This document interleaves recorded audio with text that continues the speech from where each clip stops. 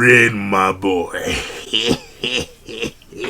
Is it time to cook, or are you about to be cooked, young man? What's up, guys? I'm Kaiser here, and here we are to do a breakdown / live reaction and review to chapter 268 of Blue Loco, which is known as The Decisive Battle in the Uninhabited Demon-Infested Shinjuku Part 30. No, I'm kidding. I actually don't know what this chapter is called, because I don't see it here on the first page, which is concerning, but it may be a little bit lower than I can see right now. So we have so much to talk about, I presume. I don't know. It's a Peacock chapter after a review Peacock chapter, which typically has like a lot of stuff in it. And based on the fact that I'm looking at an Uber's team right now, I'm assuming there's real lot of stuff in it. So let's not waste any more time, and let's hop right into it. Editing me, are you ready? 3, 2, 1, go.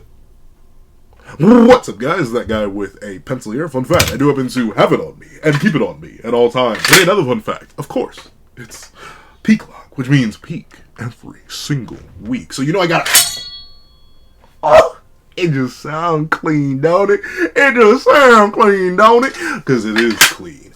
Because once again, it's peak lock. Peak every week, meaning I have to pre-draw, meaning the chapter is automatically worthy. But of course, stipulation's still the same. If a chapter peak lock is not peak, bada bing, bada boom, that guy with the kitchen becomes canon. I'm going to keep saying it at the start of every video because a friend of mine accused me of hiding it until like the middle part or the back part of the video where I know no one's watching. So like, okay, fine, I'll say it here at the start. That guy in the kitchen, weekly cooking videos if there's a trash chapter in this arc. Shock horror, I highly doubt that. But let's actually take a look into chapter 268.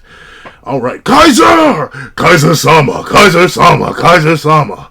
That shot was real nice. What does that say? A Roberto Carlos goal from a live ball situation. That's insane. I love Michael. Without a doubt, the goal of the Neo Egoist League. What? Alan, maybe... Here's the thing, right? Maybe I don't agree with that one. Like, here's the thing. I like Kaiser's Magnus Impact shot, and I respect the skill it takes, and maybe this is just like a disconnect from me as a non-football player. So, for any of my football players out there, tell me which is more impressive. Nagi's goal? Kaiser's current Magnus shot? Or, well, no, here's the thing. I'm assuming the most physically impressive is Nagi's goal. I'm assuming, once again, just because of the stakes, everything behind it, and we as readers know he beat 2 Benevision users back-to-back with a 5-shot revolver volley. I assume that's why everyone says that is their favorite goal in the series. But personally, just rating Kaiser's goal in particular, I'd say that this goal still falls inferior to the one he did last game against Ubers. I'm sorry. Scoring a bicycle kick through another player's legs after you've been fouled is absolutely ludicrous to me. Like, I don't know, am I nuts? I wouldn't say that's the goal of the Neo Egoist League. I wouldn't even say it's the goal of Kaiser's Neo Egoist League run. But, once again, for any of my actual football players in the comments, because I know y'all do exist down there, tell me which is the more impressive. Oh, specifically Kaiser's goal. I'm assuming most people would say the Nagi goal is more impressive just on, like, a technical front. But, like, out of Kaiser's goal, which is more impressive? The backflip, bicycle kick, through the legs, nutmeg goal that he got last game, or the Magnus Impact shot from this game? Let me know. But let's see. Michael Kaiser, you're number 1. Okay, All Might, let's see. I feel like this is Isagi Kaiser tandem that BM is doing. Oh, I like this Isagi Kaiser tandem that BM is doing. Shock horror, they are doing it willingly. Really are doing it willingly. Which is still crazy. That's one thing I will admit is going to be kind of sad. We will never say that. No, we will never actually get to see Isagi and Kaiser probably work together. That's the only thing. And in the long run, I personally, like right now, based on 267 and everything I've read up to that point, I say Kaiser's been Isagi's best rival, but one thing I'll admit, it's going to end up falling flat in the long run in comparison to the rivalry between Isagi and Baro, and Isagi and Rin, and Isagi and Bachira, and Isagi and Chigiri, and Isagi and basically every other Blue Lock player in one aspect, and it's the fact that we're gonna see those characters work together eventually. We've already seen Rin and Isagi work together. We've already seen Rin and Baro work together in multiple different ways, forms, areas, and types and ways and foundations and fundamentals. We're never going to see that with Kaiser. Because once again, Kaiser's never going to play for the U20 of Japan because that's literally impossible. I've heard theories that he may be from Spain. Not Germany, which maybe. But like, even if that's being the case, he's not going to play for Japan. And once again, unless Blue Lock goes down a completely different arc than what I think is going to go down. Or after the U20 arc, say Japan loses and then they go into a training arc, which is another run around, and then bada bing bada boom, we come back for like the proper World Cup with them. even still, that's the only chance I could hypothetically see Kaiser and Isagi ending up on the same team again and having to work together. But I just don't think it's going to be the case. So ultimately, Kaiser's one weakness as a rival to Isagi is that this game will most likely end without those two working together. At least intentionally. I think they're going to be subconsciously working for each other, but especially considering the whole idea of my final, like my big brain final ambition for the last goal of PXG versus BM being an Isagi goal facilitated by Ness, Kaiser fundamentally can't be a part of that because he gave up Ness. So like, it'll look like working together, but it won't actually be working together. So that's the catch-22. And you could make an argument that technically that's what Rin and Baro have done, but like, not really. I don't know, at least in my opinion. Maybe I need to do a reread of the U20 match. It's been a while since I've done that. Maybe I need to do a reread of the earlier selection game matches. But it feels like any sort of symbiotic relationship that could exist between Isagi and Kaiser is going to vanish, poof into thin air after this game. But let's see what the Ubers team has to say. I'm shocked seeing them here. I'll be completely honest. I was not on my bingo card. But let's see. Wow, Kaiser. Even the Ubers players can't help but be in awe of Kaiser's super goal. Italy Stratum Monitor Room. Let's see. Sendo, Aiku, Fukaku? Question mark, exclamation point, I think that's Fukaku. Baro, Ryu, Lorenzo the Goat, and Nico. Looking a lot like Kyura just because of how non-spiky his hair is. He looks more fluffy. Let's see. Man, that fantastic goal. As expected of the Emperor, but I won't lose to him though. If I wasn't more concerned about concerning other people in my area, I would hit the meanest Joker cackle possible right now, bro. I'm sorry. Sendo, you're gonna get me to start drinking water. This is water. So maybe, yo, is it really that big? People have been saying I've been drinking out like a kettle, out of like a water basin. Some people say I'm carrying around a mobile spoon. Is this thing really that big? Like, darn, like, not even. We'll show that's like less. Like, this thing isn't that big. I mean, I guess it's the size of my head, but like, I'm only 2 feet tall. This thing's only 6 inches tall. I swear. Like, darn. I always drink out of this, and then look at the comments. It's like, jeez, pencil.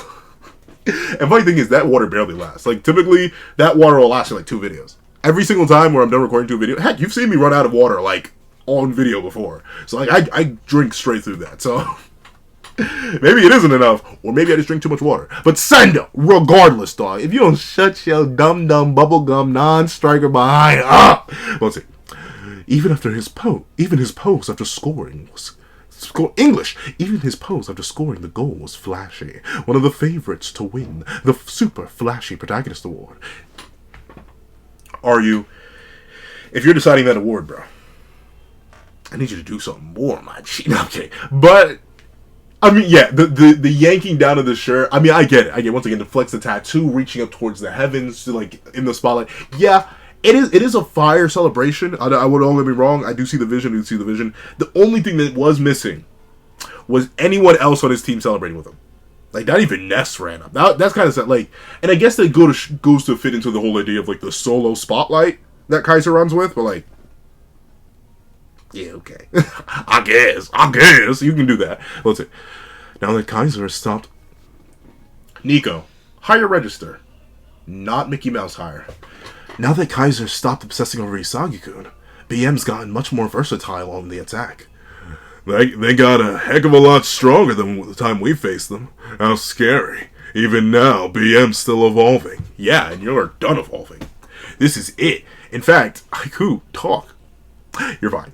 We're gonna have Aiku is safe, Nico's safe. I think all the major Uber players are safe. Obviously Lorenzo doesn't count, but like I think all 5 of the blue lockers, Aiku, Nico, Sendo, shockingly Sendo, but Ryu and obviously Bar are all fine. I don't have any worry about any of the Uber's blue lockers who actually got to play not being in the top 23. Which is crazy to say considering there's only 5 teams to draw from. So giving up those 5 spots immediately is like over a fifth, obviously, of the 23-man roster that they have. But, hey, they're all kind of necessary. They're the only defenders in the league. And obviously, a really good striker. Let's see. True that. With that goal, Mikael probably got himself a 500 million auction value. Okay, Mikael. Michael, Oh, wait! I'm not sure. Here's the thing. I'm not sure if the Mikkel thing was a mistranslation in one of the chapters I was reviewing, or if it was like a form of disrespect. Because, like, Michael versus Mikkel. I'm not sure. But if this is, like, Lorenzo giving Kaiser his due respect by actually calling him by his proper name, I'll take it. I'll take a little character arc for Lorenzo, even though he is... You know, I'm lucky enough to say I don't know a Lorenzo in my life. I don't think I want to. This man looks concerning. I don't want him around my kids. Let's see. Oh, Lorenzo, you're spilling popcorn all over the place. Not stylish. Wait a minute. Hold on a second. It just registered to me. I kind of glazed over that because I was like, oh, Lorenzo character moment, cool. 500 million? And the wild thing is, Lorenzo's been accurate so far. Like, I've noticed this, like, someone had pointed out to me, like, you know, technically every single time Lorenzo, even though he hasn't been a character for too long, every single time Lorenzo's called out a character's value or something like that, he typically gets it right. If Kaiser's actually worth 500 million after that goal? Really? Like, I'm trying to, like, factor in the fact that he whiffed horrifically. But maybe that doesn't matter. I guess it's because, like, technically Nagi's failures didn't matter, and he shot up to what, like, the number 1 value? Or no, the number 2 value, because Barrow had 100 mil, because he got the hat trick. So, like, maybe it really doesn't matter. Maybe Kaiser missing has just been wiped from, like, it's... like, he's been wiped from the Matrix. Like, no one remembers he even missed. Like, Kaiser missing? No, never. He would never do that. Not on live TV. He wouldn't tweak out about it either. He wouldn't start screaming at the top of his lungs and having a mental breakdown live on the field. He would never do that. So maybe it is just an addition. But once again, it's probably just me not understanding football enough. But to say that, because I believe Kaiser had a 320 million value off his wild goal from last game. And he didn't have any mental breakdowns that time. I guess he got scored on when he was playing defense, but he's a striker, shot horror. But to think if he really does get just a 20 million boost from that last goal, and then an 180 million boost from this goal, oh, that'd be crazy. Let's see. Mikkel! Okay, he's tweaking. And it's Michael. That's on me. That's not on Lorenzo. Dude, cut it out! Argue! Help me contain this weirdo! You are not containing Lorenzo. That man is a freak of nature. He face tanked the Kaiser Impact. Can you imagine face tanking a Kaiser Impact? I can't. I would never face. Let's see. Hey. Can someone get me a Coke, okay? Heck no! You gold-toothed stupido! I mean, don't knock the hustle just because you ain't got gold teeth, dog. Just because you ain't got grills, don't knock it. Let's see. Michael. He really just like me. He really a Kaiser stan. Let's see. What's your next move? Isagi. Woo! Didn't call him loser. Didn't call him... He said Isagi. He's genuinely intrigued. Barrow's actually... What? Look, man. You know, I'm still not the biggest fan of Barrow. He's not like a bad character or anything. He's just not a character that typically, like, I would be fond of, which is weird. I think I like... Do I though? I'm trying to think of other characters explicitly like Barrow that I do like a whole lot. I can think of roundabout example, but like none of those characters are like typically in my upper echelon of favorite characters. They're there though. I mean, Barrow's kind of in that same spot as the rest of his character archetype. But hey, I appreciate it. He's, even if it is mentally in a room far separated from the man, he's acknowledging Isagi is like, okay, a big move was made. A crazy play was done before my very eyes. What is my main rival's next move? Is he going to take this line down? Or is he going to dive in there, spread Kaiser's cheeks open, and steal his man? Delete that. That didn't happen. But let's see. Is this the evolution you wanted Michael Kaiser to go through? Noah? Yeah. By the way, is it okay for you to be interested in my players? Your team is falling apart. Talk that talk then, Noah. Talk that talk then, Noah. Hold on, let me take a sip.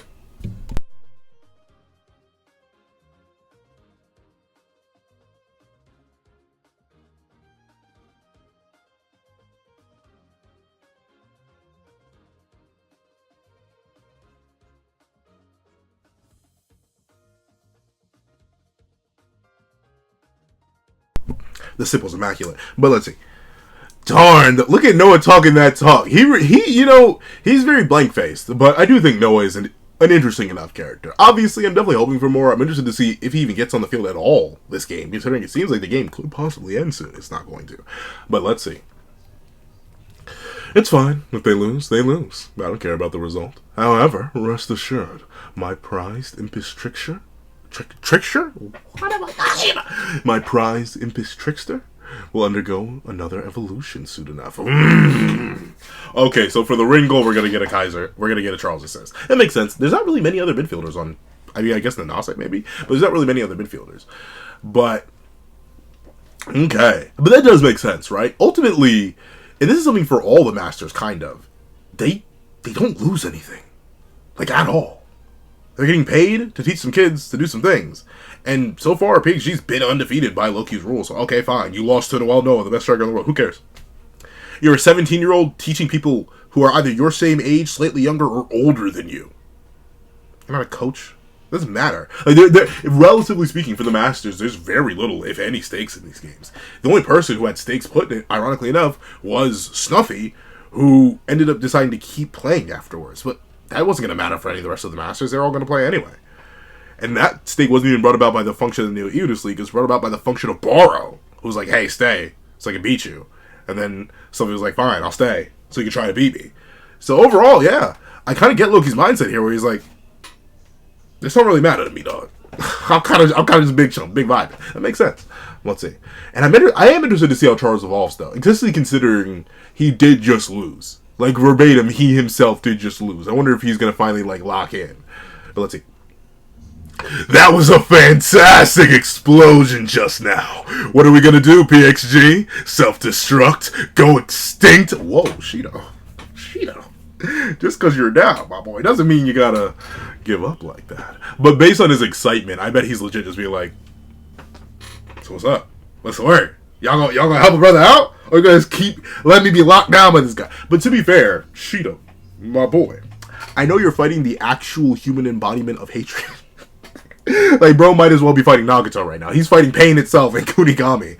But, dog, you're telling me all these games, all your Units League amps, and you can't get one man off you? Hey, oh, Shido, I know you like men in you, but I didn't think you couldn't get a man off you. Delete that, too. Delete that. How old is Shido? Hold on a second. I need to know if I need to delete that joke or not. Editing, he's gonna have a field day, and by a field day, I mean he's gonna reach through time. He's either gonna reach through time in the future or reach through time in the past. He's 18. Okay, we can make the joke. Keep the joke. The joke. How old is Kunigami? I feel like Kunigami's 17. Have I messed up? But it doesn't matter. Kunigami wasn't in the context of the joke, right? Right. When you see Kunigami, how old are you, buddy? 17. We're keeping the joke because the man I'm referencing is ITOSHI Sei, who is also an adult. Very good. Well, let's see. Shut the heck up and calm down, monster. First, we have to peel that musclehead gorilla off you. Hey, yo! Well, you know what? It's fine. Once we do that, we should be able to create more chances. Okay, Karasu. You know what? I'll give credit. I had pointed out in a previous video that I think Karasu's kind of been getting undersold, but someone else had pointed out, well, not really. He's kind of been crazy enough to say, he's kind of been the team captain. If you think about it, even more than Rin. He's been facilitating, been defending, been feeding things to Charles, been taking things away from Charles, has been stopping Hiyori when he can. Like, Karasu has had his moments throughout this game. It's just that it's not in, like, a big, crazy, striker-esque way, so my brain wasn't registering it. But yeah, people are right. Karasu's definitely been... His wrist, it's not whipping like crazy, but it is whipping up something of a meal. I'm not sure how edible it's going to be. He's going to lose, so it can't be too edible, but it's going to be good enough. Let's see. You're good to go, Zantetsu. Full course. It's of course, you dimwit. Here's the thing. I would mock Zantetsu, but I've been stupid too. I've been real... Like, I'll be honest. There are moments where I've genuinely questioned if I am a fully grown, sentient human being. You know what? Let me just... I won't tell here, because I think that could be like a whole story time in of itself, because like a whole bunch of context to what led up to that question. But like, let's just say there was a time where I asked a question that made everyone in the vicinity look at me and wonder if I really had any degrees at all, if I even had my high school diploma, if I made it past middle school, nor did people have wondered if I even made it into kindergarten. So like, I've had my Zantetsu moments. So I can't even slander Zantetsu. I was about to get on his case. I'm about to be like, really? How do you not know that? But to say I fumbled a bag before may be the biggest understatement I could ever make. Take that for context for the dumb stuff I've done. Let's see. Oh, this is bad. This is really bad. We're gonna lose it this week. afraid. Ah, Tokimitsu. Wait, how old is Tokimitsu? I feel like he's also 17. Why is my brain screaming? How many things do I have to do? Editing me. How many things do you have to delete? No. Oh, she's Tokimitsu. See, 17 too, gosh darn it! Why did my spider senses tingle after the fact? Nothing. I would never do anything to Tokimitsu. He's just dumb. Let's see. Yeah, we gotta switch things up. Why did I give Nanase that deep of a voice? Yeah, we gotta switch things up, or else. Yeah, but how you gonna switch it up? What's the plan? Why did I come out like that? What's the plan? Rin-san, shut up. I'm thinking. Rin, you had one chapter. Bro. You had one chapter. I'll admit, it is the most disrespectful thing I've seen in the entire manga up to this point, which is crazy considering how many disrespectful things I've seen in this manga. When you grab Isagi by his shirt, by the collar of his shirt, lifted him up by the scruff of his neck, and really said, "Look at me score, little boy," I'll admit, the aura, through the roof. You gained undeniable aura points. But you've been struggling, dog. You've been struggling atrociously, horrifically, unbelievably. Where is the Rin that showed manshine? Mr. Hat-Trick himself, where is he? I'm not seeing him. Even Baro was going crazy. Don't get me wrong. As one of Baro's biggest critics, naturally, just because I don't like the character archetype until I do, he was going crazy throughout the entire game. There's never a point where I could say Baro was just at the wheel. That man even started playing defense, and there was never a day in my life where I said to Baro to play defense. And he's been like that throughout the entire game. Of course, Rin, I'll give you something of a pass, because you, unlike Baro, are competing with a whole other striker. But at this moment, Rin, ever since Kunigami latched on to Ryusei, whatever you want to call him, Shido, like, I would latch on to insert, let's not continue that sentence. Regardless, Rin, oh no, dog. I'm not sure if you have the license to tell people to shut up. You haven't had a moment in literal months, other than getting outplayed and styled on, little bro. Both of your ops scored before you. All of your ops scored before you, I think about it. Shido's one of your ops, too. So, Rin, until you get some numbers on the board, whether it be an assist or a goal, I don't think you have the license to tell people to shut up. I think you have the license to say, excuse me, I'm trying to think right now. So, Rin, I'd watch your mouth, I'd watch your tone, and I hope you are able to lock in soon. Because right now, it's looking quite horrific for you, buddy. And you don't like it. And I don't like it. And your fans especially won't like it when things start to get horrific. But let's see. PM's momentum just won't stop. Not to be outdone by Isagi's evolution. Let's finish him off! Okay, Raichi. Kunigami getting tired? Uh-oh. Blue Rose evolved as well. As a result, those two brought a new style to PM. Oh, yeah! When I tell you I am excited as I need that awakening. I feel bad for Iori, though. Actually, no. Was Iori responsible? I forget. Who helped Isagi score the first goal? I think it was Iori. So I think Iori had his moment in this game. He's good. He's safe. But look at Ness, bro. Look at Ness, bro. He's fallen into darkness. Someone trapped him in a genjutsu right now. He may be sealed away with the Demon Clan right now. He's in the coffin of eternal darkness. Bro's going through it right now. He's going to be standing there for a minute, my boy. I can't wait to see him be of use to the hero king of Blue Lock, to dethrone the divine emperor of BM. But, let's see. Isagi sweating, Kaiser sweating, everyone's sweating, everyone's dripping. Except for the masters. Let's see. If I'm going to destroy them. See, Rin! Why you gotta be rude? I don't know. See, like, I've said my fair share of things in friendly competition. I understand that. I've definitely said my fair share of things in friendly competition. It happens to the best of us, alright? You get caught up in the moment. Sometimes there are valuables on the line. And it's 3 a.m. Your knee's weak. Your palms are sweaty. There's vomit on your sweater already. Mom's spaghetti. He's nervous, but on the surface he looked calm and ready to drop bombs. But he keeps on forgetting what he wrote down. The whole crowd goes so loud. He opens his mouth, but the words won't come out. He's choking now. Everybody's joking now. The clock's run out. Time's up over. Blow. Now it's back to reality. Up there goes gravity. Up it's a calamity. Oh, he's so mad, but he won't go back. Okay, but stop. But I've had my moments, alright? It's been 3 a.m. I have a Pro Controller in my hand that's about half dead. I'm playing Sonic. He's playing Mario. We're in Smash 4. It's looking horrific. But I don't get insulting your allies. In friendly competition, I understand. When you're playing against somebody you've known for years upon years upon years, you can let certain things fly. But Rin, Nanase is your loyal servant right now. The only individual who's actually willing to 100% commit themselves to you, because Charles clearly isn't. And right now, other than Karasu, you don't have a midfielder worth anything. So to keep insulting the only man willing to work with you is quite foolish for a man who I considered quite smart, Mr. ITOSHI. So, I'm hoping one way or another you either get your act together and you figure something out, or you watch your tone, young man. You have no right to be talking to Nanase that way. This is coming from a guy who couldn't care less about Nanase. Or he or yeah, myself. Just watch your tone, young man. Let's see. Just follow me, bumpkin. That's all I was talking about, by the way. Yes! Okay, Shido a fiend for it. Shido a fiend for it. Code Red! Code Red, he's fiending! He's fiending! Code Red! Then it has to be right now. Yeah. No duh. Right? Like, if they score again, you're cooked. Ooh, are those flow? No, I don't think so. Look at the lineup, though. Look at the lineup. You got Hiyori, Kaiser, Andy Suggy. Oh, it's gonna be... Smell. It smells scrumptious. But let's see. Okay. First, the build-up. Carefully link up with Rinsan. Look at the feet.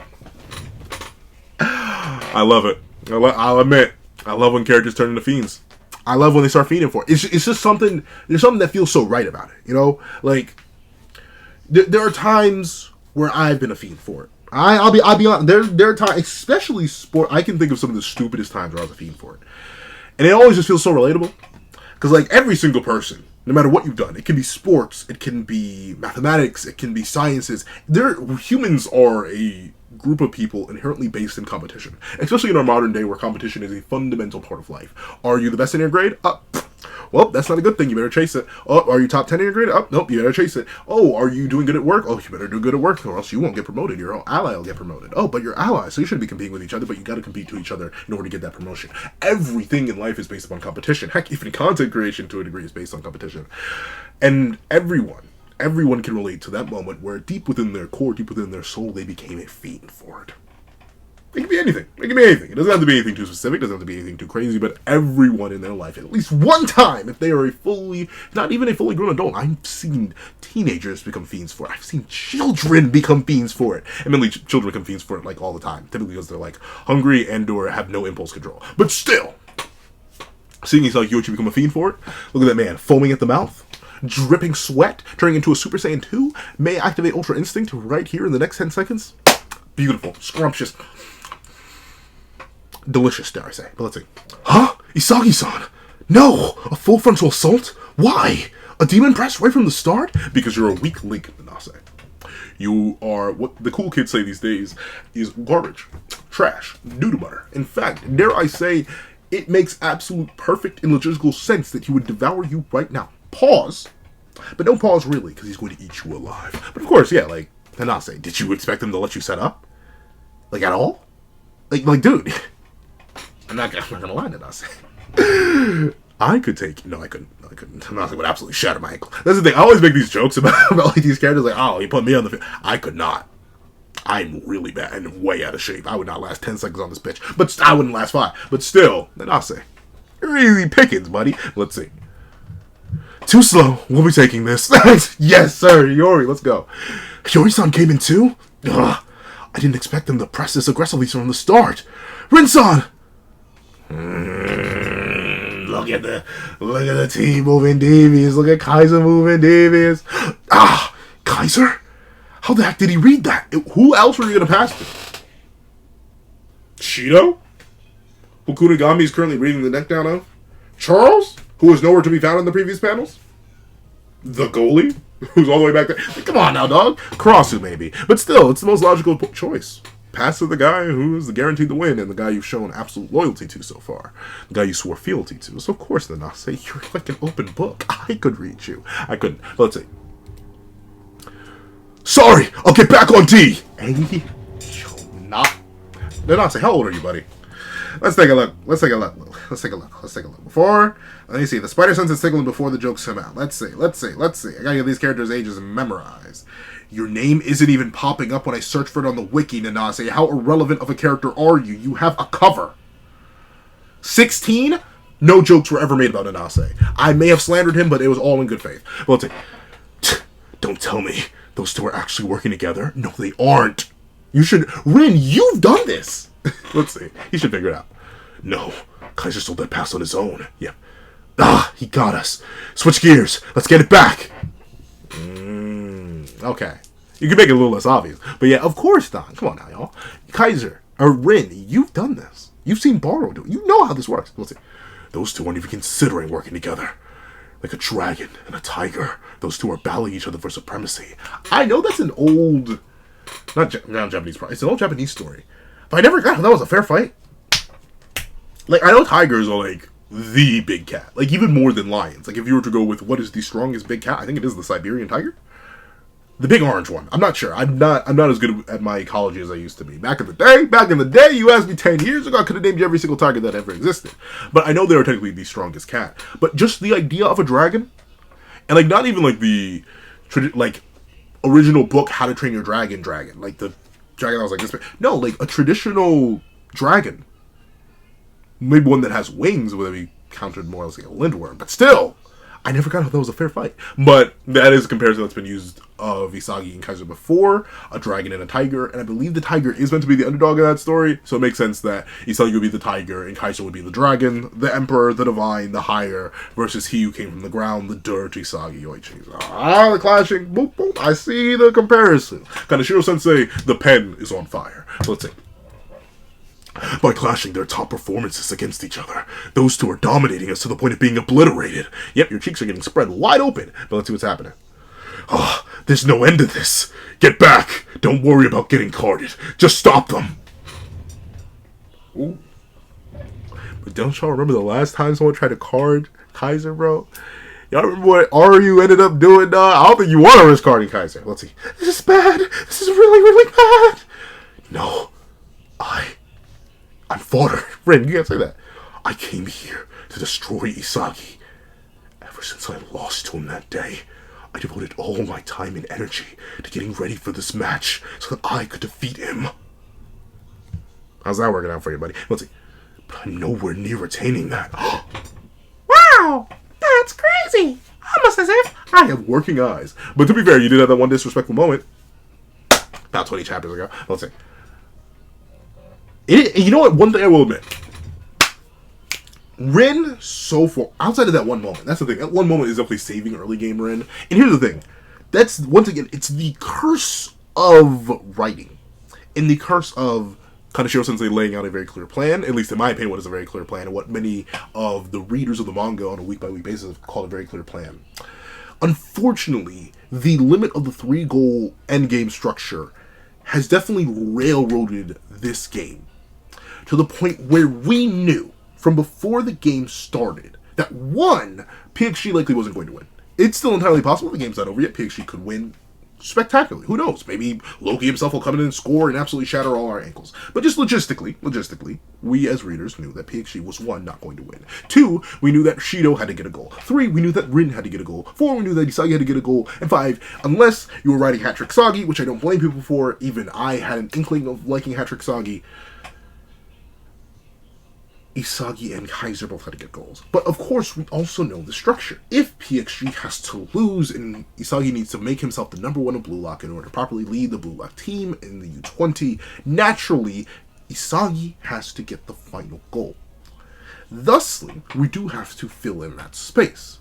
But that space would have to be filled with Isagi's goal, Kaiser's goal, Shido's goal, all that. So Rin was destined to fall behind. Because here's the thing, Rin couldn't score first, because then he'd never score again. Rin would be useless for the entire back half of the game, and you can't have that.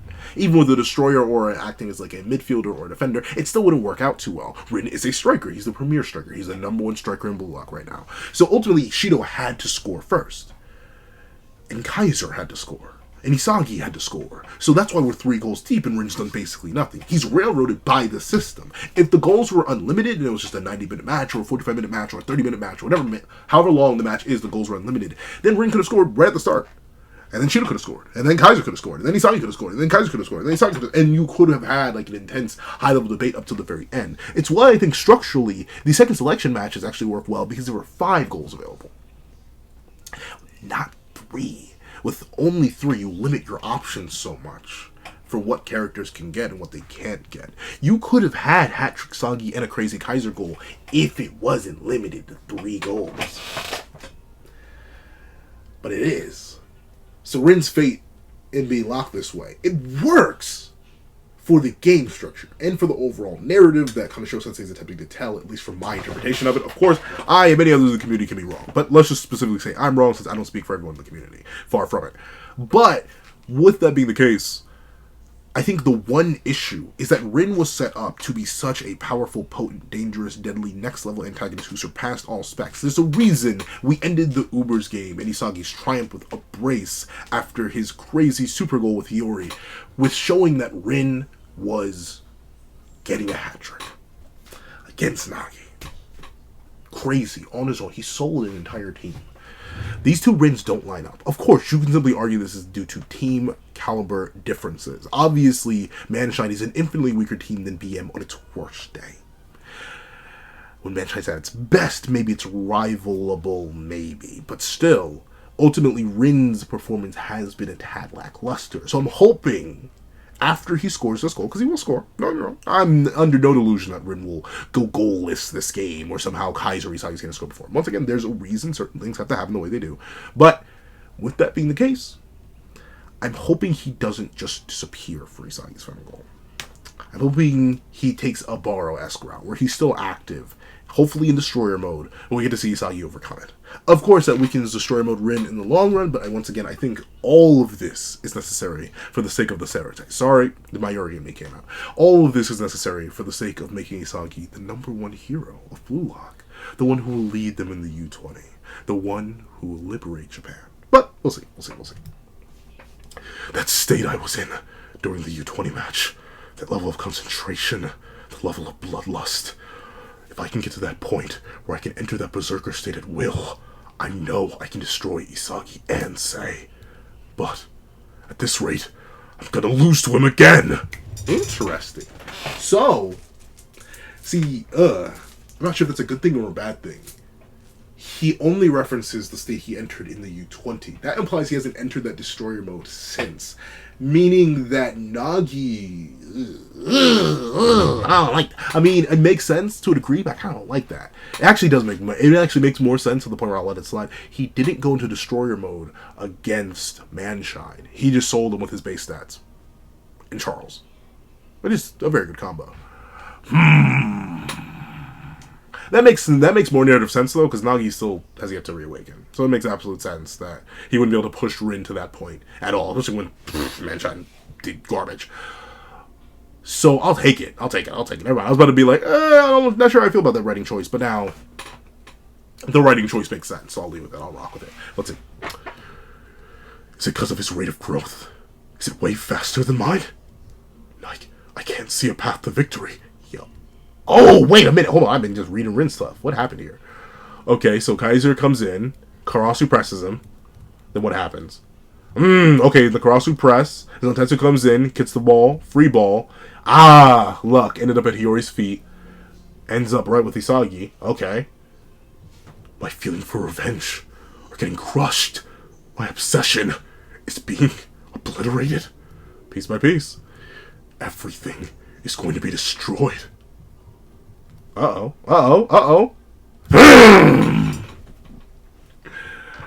Well, looks like my previous insults were a bit unfair. Welcome back, Rin ITOSHI. At least that's what it seems. Isagi. I'm getting flashbacks to Bloodborne, a game I didn't even play. I'm just getting flashbacks to that one guy's video. No! Let's see. This is it. It looks clean. I needed the pressure you emanate to enter this state. Matchup. Saw you coming, #1. Is it an evolved monster, or is it an enraged berserker, determined on massacring everything in his path? It is now kill or be killed. An unpredictable bloodbath is about to begin. Matchup. The Hero King of Blue Lock versus the Great Destroyer. How unfortunate. Isagi Uchi. I hate to say it, buddy, but you're about to lose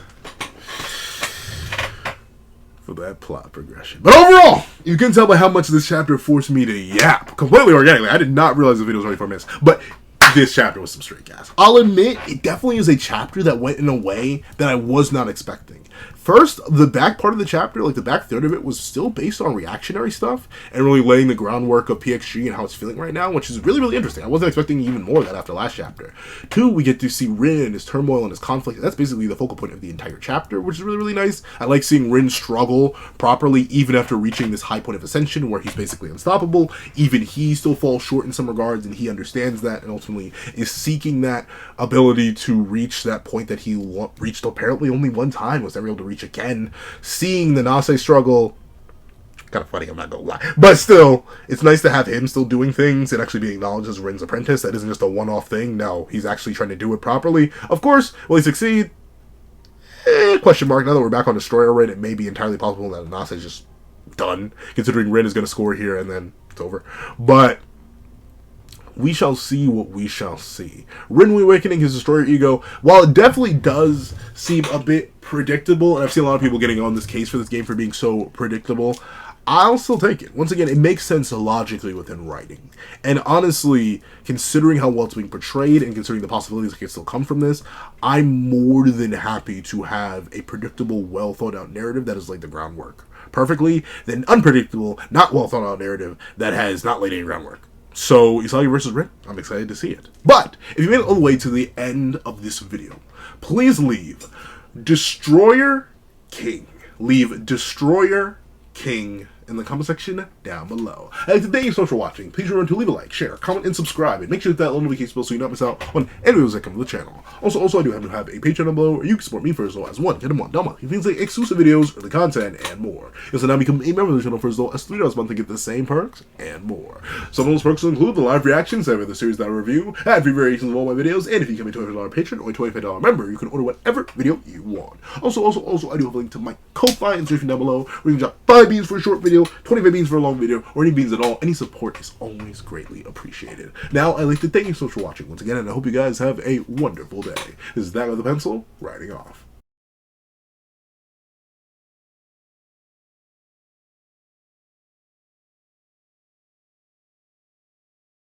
I'd like to even thank you to our $3 members, Zena, Greyhound, Astro, Eternal Flame, NMA, Real Rare, G Prosper, Red Wolf 4765, and Paris Arnold. I'd like to give another big ol' thank you to our $5 patrons, Sean, Sammy, Midnight Lord 21, Kevin, Encarnacion, Josh Brown, and A+A. And I'd like to give a great big thank you to our $7 members, Autumn Mornings Lazo, Fine, and That Guy. And I'd like to give a great big thank you to our $10 members, Robbie Uchiha, Jay Warrior, and Akid's Void. And I'd like to give big, hefty, juicy thank yous to our $10 patrons, Panda Goat, Michael Williamson, Metal Solid Crisis, Joaquin Munoz, and Idem Okami. And I'd like to give the biggest, juiciest, meatiest, sloppiest, and heftiest thank you of them all to our $25 patron, Calvin Elder.